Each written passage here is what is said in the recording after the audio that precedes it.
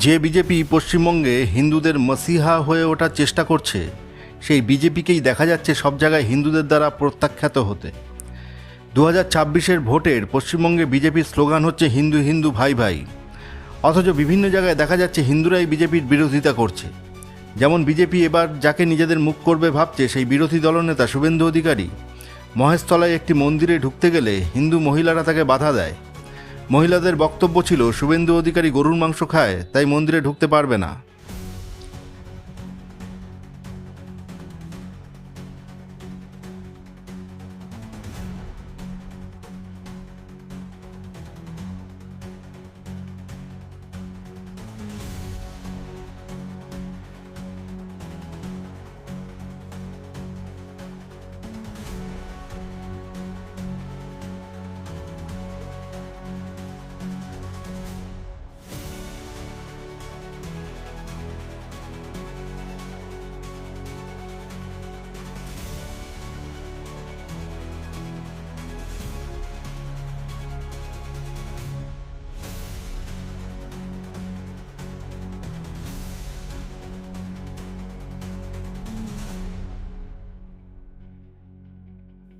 অন্যদিকে বিজেপির বর্তমানে রাজ্য সভাপতি সুকান্ত মজুমদার মহেশতলায় একটি র্যালিতে যোগ দিতে গেলে হিন্দু মুসলমান নির্বিশেষে সাধারণ মানুষ ঘিরে ধরে তার কাছে জবাব চাইতে থাকে যে 100 দিনের কাজের টাকা, আবাসের টাকা তারা আটকে রেখে আজকে কি করে মানুষের মাঝখানে এসে দাঁড়িয়েছে।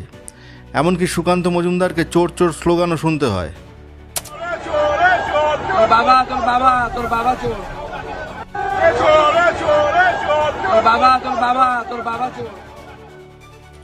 এই ধরনের আরও খবর শুনতে ইউটিউবে দ্য ডট চ্যানেলটিকে সাবস্ক্রাইব করে নিন এবং ফেসবুকে দ্য ডট নিউজ পেজটিকে সার্চ করে লাইক করে নিন।